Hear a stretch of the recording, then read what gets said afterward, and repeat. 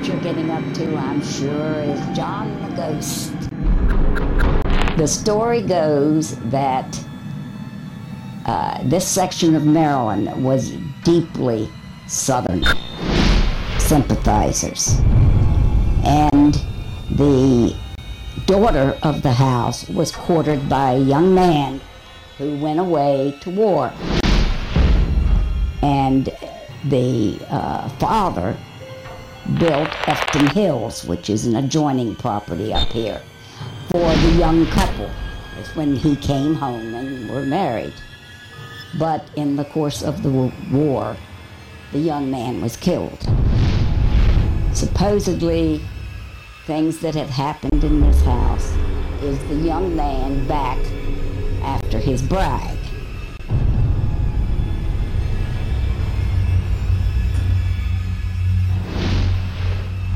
Then, of course, there's the story of gold hidden in the house. And when the gold is found, the ghost will go. That's another hearsay that has come to us. But there are little things like that that people pass down from generation to generation. We're back in Nanjemoy, Maryland, my hometown, at the grist mill. Except this time, we're here at nighttime. We're going to do an investigation on this pre-Civil War home. There's a lot of ghost stories. There's one about a young gentleman from the Civil War who comes back constantly looking for his bride. This, as you saw earlier in the documentary, is where the pond used to be. We used to fill up this entire area. We're going to do a little bit of EVP at the grist mill tonight. We're going to do some EVP. We've got a new piece of equipment, a ghost communicator we want to try in one of the rooms upstairs in this farmhouse. We're going to take a walk to the front porch now. We're going to meet Joan. She's got some interesting stories about the hauntings here.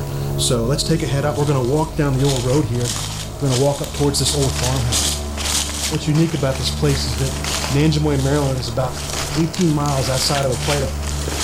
There's really nothing down here but old farmhouses, swampland, a couple state parks, and that's about it. So we're here with Joan Silball.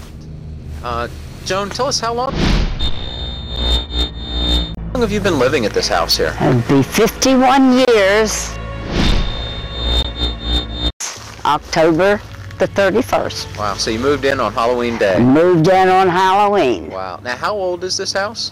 We figure roughly 200. 200 years old? Uh-huh. It was built at the turn of the century. Okay. Of back 1800. Now these large double doors here are John, what we call the ghost, does not like them closed. And for a long time, we would close them at night. And the next morning, we'd come on downstairs and the doors would be open. Both doors would be open? Both doors would be open. Now, when you would close them, you would, I would assume, yes, close the locks at the top and bottom? Yes. And this is the key. And when we would, we never used the key for a long time. Down here, you didn't need to lock a door. It was just, you just did not do it. And then when we started locking it, he got angry and removed the key.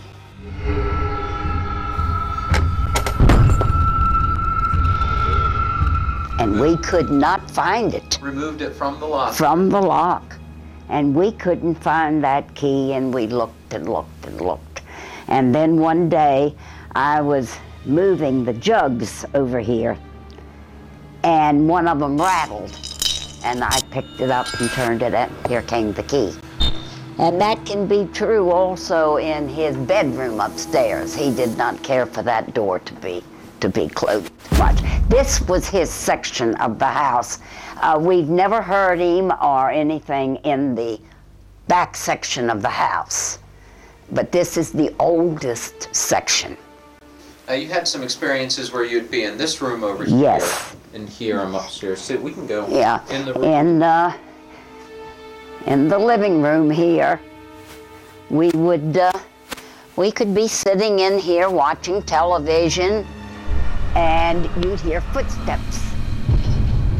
And if we went upstairs, nothing. No one up there. No one up there at all. But we would still hear the footsteps, so we got to the point where we didn't bother. We just got used to it, and he's been a very pleasant ghost. He has never been mean, never done anything or tried to scare us in any way whatsoever. Now, did you ever have any experiences in the room over here across the way? No, because we never used that room a great deal. It's the only room with the original ceiling. And this is the same ceiling and work that is in Old Durham Church.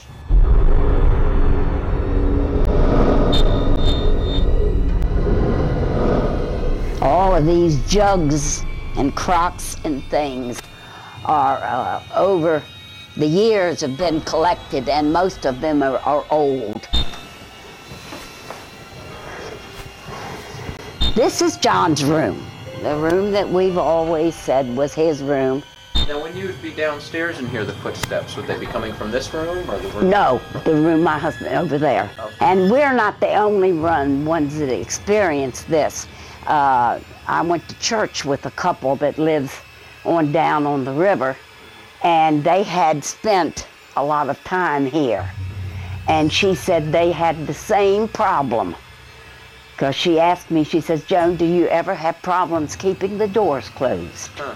And I said, "Yes, we do." The mirror and dresser behind you at one time was on this wall over here. And that dresser stood between the windows. And we came up one day, came in the room. The mirror had been taken down off the wall and set over there.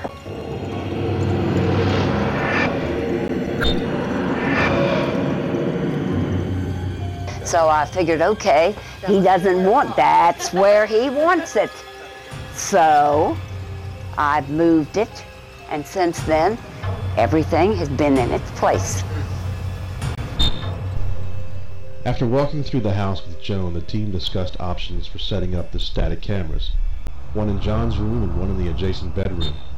Based on Joan's information, the team would try out a new piece of equipment named the Ghost Communicator. A two-way communication device with added investigative features enables the investigators to attempt communication from outside of the room. Absent human interference, the team can monitor the temperature and noise conditions remotely, as well as ask EVP questions, electronic voice phenomena. When spirits speak, their answers are recorded on audio capturing devices.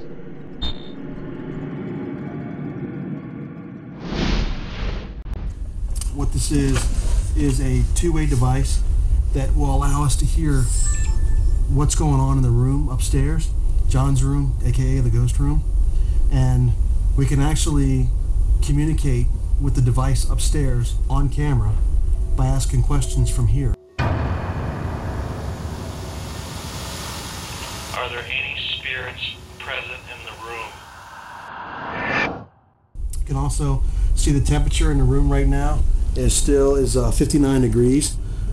And if there's any loud vibration or loud noise in the room, this will vibrate as well and let me know.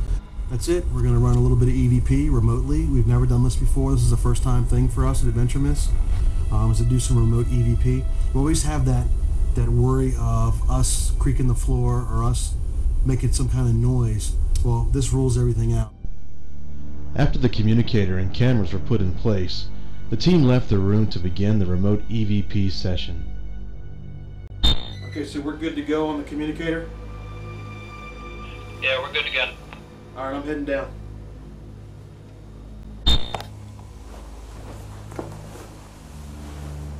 Okay, we're rolling with camera 2, Sony Super Night Shot, in another room in the house where they hear footsteps. We're gonna let this thing run for the next couple hours, see if we capture any footsteps, see if the door opens or shuts behind me, whatever we can capture.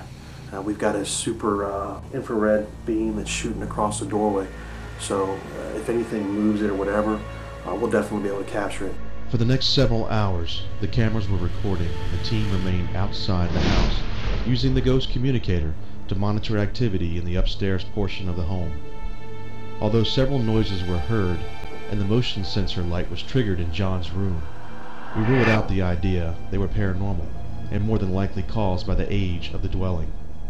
Perhaps the ghost affectionately named John has found his bride, or like a true soldier, remained still until it was safe to walk the grounds once more.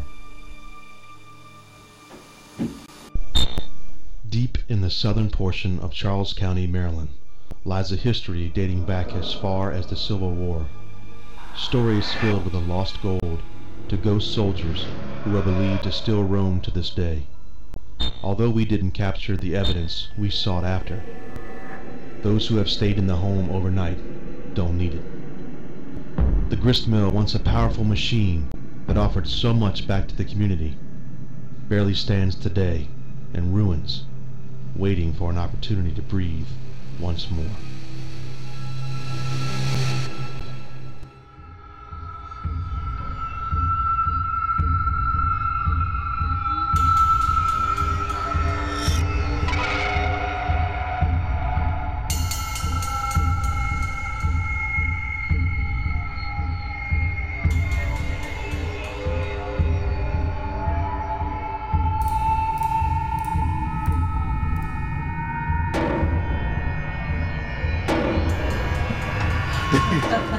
Yes. I mean, how about don't hook it up there? He has to now because that's where it was. Now I have no idea how heavy it is, but it looks heavy because of the expression on your face. I think it's like this light. Why are you like rubbing the wall with it? Just get them all ready. All right, you grab the hook. Other side over there. Hello, fellow investigators. Sorry. Line's like dangling everywhere, dude. Why don't you just now take the fishing cut the line out? Yeah, just cut the line out and just drop it. You guys are no fun. Sorry. 3 hours later, the line's still in it. Can you take that piece of trash tie off of it too? It's already been in the shop that we had. No, it wasn't. Yes, it Yes, was. it was. No, it wasn't. Yes, it was. Dude, That's been on there Been on since here. we got here. I The know, whole- but I didn't film it when I did the key coming out. I cut close. It wasn't on there. Trust me. but this was on But it it's when been she there did the whole tour. time. Okay, fine. They aren't gonna know Leave what on it. there. It Leave looks like on there. cloth. Leave it on. Everybody's gonna say, "What's that green thing on the key?" Same green thing that's Go. been there the whole Where'd the time. green thing go? I was like gone. I have to do a slow-mo fade to get that in there. Just drop it from I need you to straight do a up. flat drop. Go. Just like the book. That was nice. Do we gotta vacuum that up now? Oh, it looks like we're on a boat.